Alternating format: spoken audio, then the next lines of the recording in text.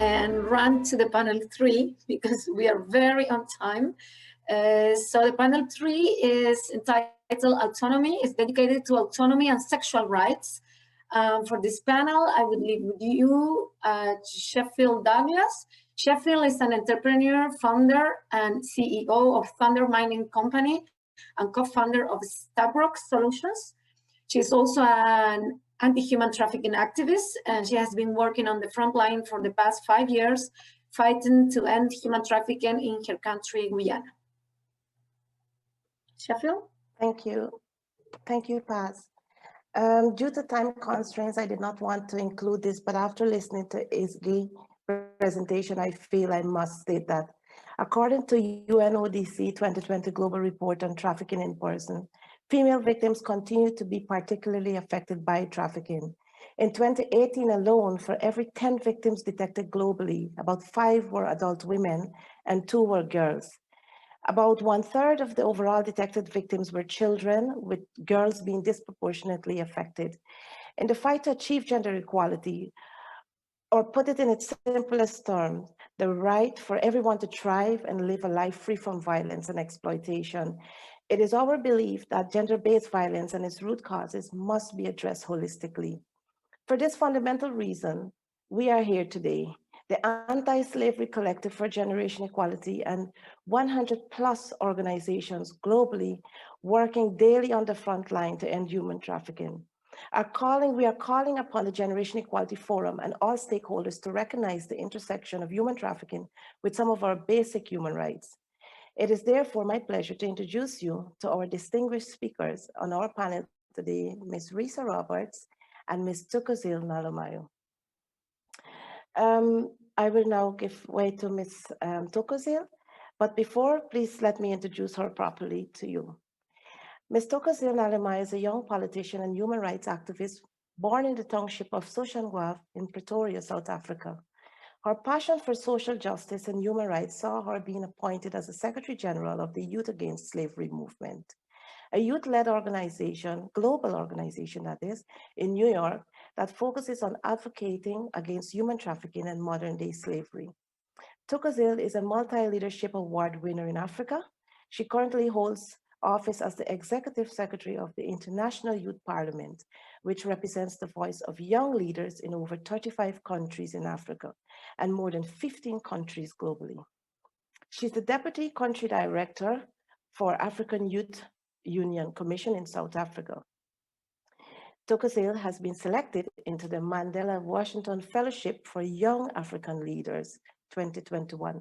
Congratulations, Thokozile, on your fellowship selection, and thank you for being here today. Before you go into your presentation, I would just like to ask, when we speak about achieving gender equality, can you say how human trafficking and modern slavery intersect with bodily autonomy and sexual and reproductive health rights? And why is it critical, in your opinion, that human trafficking must be included in the global agenda for gender equality? Thank you. The floor is yours. Thank you very much, Sheffield. Sexual and reproductive health rights are human rights. Yes. So sexual and reproductive health rights are recognized as integral to sustainable development. So as human rights are an integral part of our lives, therefore, body autonomy and sexual and reproductive health rights are also as equally important. So having said that, women's rights include the right to equality, to dignity, to autonomy, information and bodily integrity, including sexual and reproductive health rights without discrimination, as well as the right to freedom from torture and cruel, inhuman, and degrading treatment, which is a very huge factor when it comes to human trafficking. Therefore, the right of a woman or a girl to make autonomous decisions about her body and reproductive functions is that at the very core of her fundamental right to equality and privacy concerning intimate matters of physical and psychological integrity Equality in reproductive health includes access without discrimination to quality contraceptives, proper sanitary wear, and access to education on sexual and reproductive health rights. So women have the right to make sole decisions regarding their bodies. Now, just to answer your question, speaking on the context of human trafficking and sexual exploitation, we have noted that many countries do not typically approach human trafficking as a human rights issue, but rather it's approached as an issue of prostitution, border control, organized crime, and all of that, which detrimentally impacts the rights of trafficked persons by making them secondary to another policy objective. So I just want to highlight how human trafficking and modern day slavery intersect with bodily autonomy and sexual and reproductive health rights. Human trafficking, we all know that it subjects women to the highest form of torture, inhumanity, and degrading treatment. Women are trafficked and some coerced into prostitution, or women that are actually trafficked and coerced into prostitution suffer from a range of physical issues such as sexual transmitted infections, HIV and AIDS, menstrual irregularities, and other injuries that can be sustained, in the genitalia due to violence and forced sexual activities. Many of these impacts come even earlier during the transportation phase, where these women are trafficked from wherever they are to that particular destination, where victims are commonly held in extremely close and unsanitary places, which lead to the outbreak and spread of diseases. And within that space as well, unplanned pregnancies are also very common. And the result of these pregnancies is never in the woman's favor because of, oftentimes, they are forced to unsafe abortions by the traffickers. So this is yet another way of showing how they have lost control over their bodies, and the realization of having lost autonomy over their bodies also causes psychological problems in future. Thank you, Thokozile, for that. Right. Oh, sorry. Sorry. So just to conclude, so human trafficking has long-term effects to the general health of women, as women still suffer from multitudes of negative consequences even after they've been rescued and returned home. Of course, that's if they are fortunate enough to be rescued. There are long-term psychological effects. Even in the case of children, the same applies.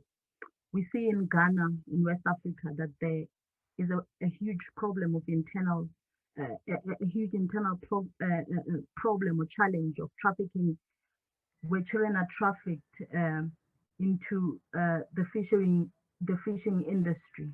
Many Ghanaian children are trafficked from their home villages to work in the fishing industry, living in horrible conditions and working long hours, while also suffering abuse in the hands of these fishermen, these resulting to unwanted pregnancies and many other social ills.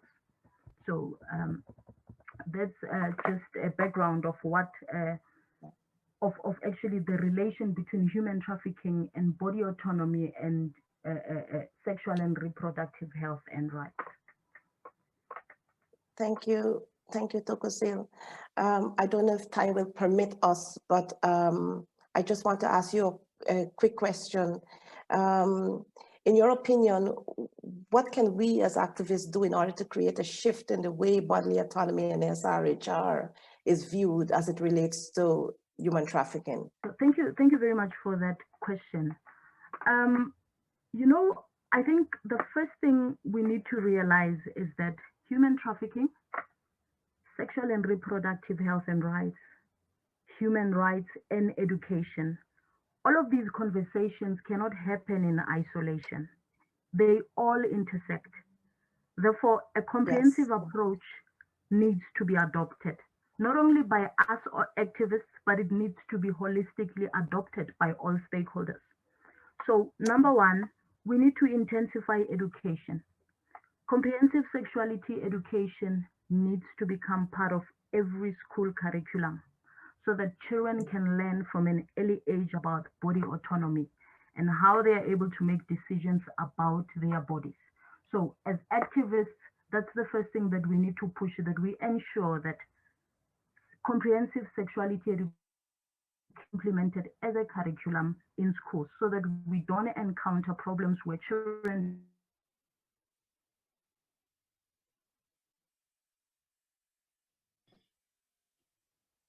Okay.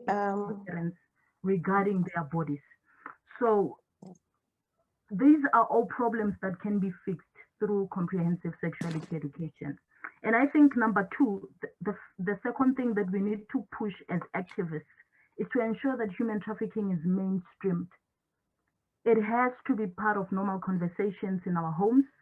It has to be part of normal conversations in schools, among even government processes. It has to be a normal conversation, and it has to be recognized as an infringement of human rights.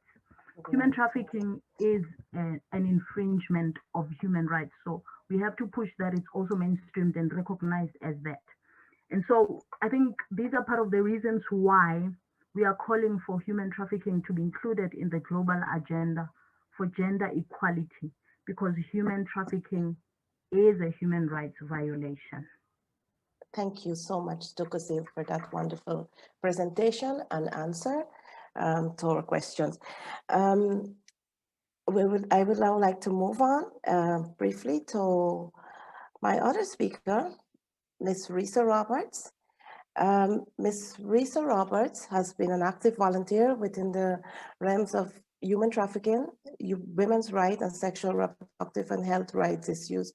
She has been volunteering with Srhr Adventures with Dr.Pat since its inception, where she has led many campaigns on body positivity, sexual conversations, and hosted Guyana's first infertility symposium. In addition to her work with Srhr Adventures, she's also a passionate volunteer with the Guyana Women Minors Organization and has served and represented GWMO in several capacities, including membership on the National Networking Group on Trafficking in Persons and a representative on the Ministerial Task Force for Trafficking in Persons. Ms. Roberts recently graduated from the University of Guyana with a bachelor's degree in pharmacy and is currently awaiting her internship, which she is excited about, as it would afford her the opportunity to be within the hospital setting so she could contribute towards making a difference during the COVID-19 pandemic. Congratulations, Reisa, on your academic achievement, and thank you for being here today on our panel. Just a small question before you start your presentation.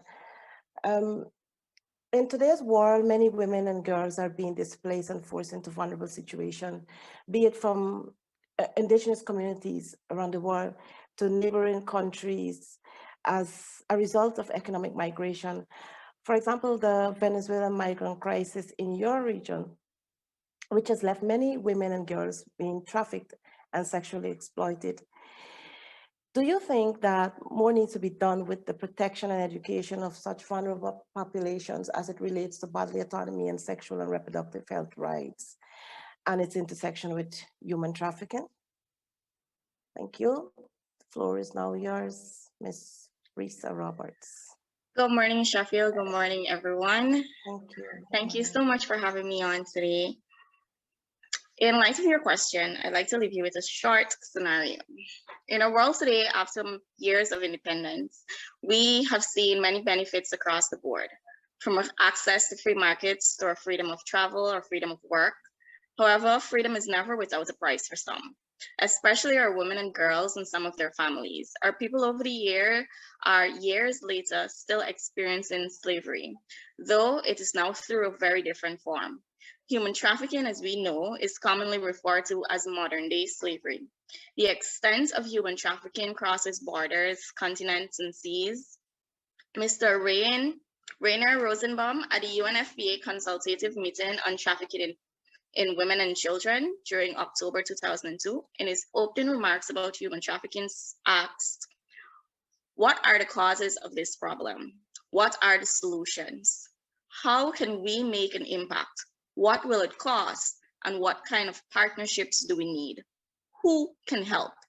So I leave you with all of those questions to think about. But let me take you on a journey of a young friend of mine from the hinterland regions of Guyana. Little Mary was just 7 years old when her father started taking her into the mining areas so that she can help to take care of her family. She was sold and she was raped. She was about 9 years old when she was forced to watch her mother beaten and raped, then left in the sun to die. This all happened days after the mother had given birth and denied sex to her father because of the cesarean section that was performed. When her mother died, Mary was then forced to be the wife to her father. The man that she called Dad forced himself onto her repeatedly, and when he had his full share, he continued taking her into the mines and selling her to his grown adult male friends. She was raped repeatedly for food and other essential supplies. She was raped repeatedly until she was rescued. She was raped repeatedly until she was 10 years old and pregnant. Mary is now 16 with the fiercest and most independent daughter. They live with their wonderful adopted family. However, Mary still represents millions of young girls across the world, just that their stories doesn't always have the happy ending that Mary's did. Now, according to the United Nations Protocol to Prevent, Suppress, and Punish Trafficking in Persons, human trafficking is commonly defined as the recruitment, transportation, transfer, harboring, or receipt of persons by means of the threat or use of force or other forms of coercion, of abduction, of fraud, of deception, of the abuse of power, or of a position of vulnerability, or of the giving or receiving of payments or benefits to achieve the consent of a person having control of another person for the purpose of exploitation. Mary was a victim of trafficking. Mary was a victim of human trafficking from the time she was 7 years old. Victims that are trafficked all tell stories of their fear for their sexual health. They're constantly at risk for any STI or STD that a John might have. Many of them suffer through miscarriages, unsafe abortions, and even lose their lives during pregnancy. For most of them, their last thought going through their minds is that for want of pregnancy. They have had their rights taken away from them in every sense of the word. Sex is not something that they can say no to over fear of being beaten or even killed. For many of us, the thought of an unsafe pregnancy can be unnerving, especially in a third world or an impoverished country. Now imagine being 10 years old and having that fear of, will I make it through? If we're advocating for equality for SRHR services, then we need to understand that in order to complete our full mandate of body autonomy, we need to include the fight against human trafficking. Human trafficking is very rampant within all of our different countries. It is a trafficking trade that is speedily taking over the market. With drugs, it's one use and sale. With humans, it's repetitive use and sale. So more money, so no one wants to stop. In the beginning, I spoke to you about Mary. Mary is one of the many young ladies that I've encountered over the years. While many of the details might change within the cases that I've dealt with, one fact becomes even clearer. Our work in the fight against human trafficking is now starting. The world is changing and the trade is taking these changes smoothly. With the current pandemic, even more persons are becoming accessible to traffickers for a want of betterment. The faces, the names, and the stories change, but the problem still remains. Quoting a former American president, if not us, who? And if not now, when? I therefore urge the crafters of the generation equality process to include human trafficking on their agenda as we demand equal pay, equal sharing of unpaid care and domestic work, an end to sexual harassment and all form of violence against women and girls, healthcare services that can respond to their needs, and their equal participation in political life and decision-making in all areas of life. Why treat when we can prevent? We can combat the practice of human trafficking and bodily autonomy through strengthened prevention efforts addressing its root causes. This can be done through strengthened legislature, capacity building, awareness raising, education, and of course, the promotion of bodily autonomy. There are many Marys in our world today. They cannot fight for themselves. We are the superheroes that they look to. So I urge you all to pull out your capes as we continue in our fight for body autonomy. Thank you so much. Thank you, Ms. Roberts, for that wonderful presentation. I will now hand you over back to Paz. And Yes. yes. Thank you, Sheffield, and thank you to the panelists for those brilliant presentations.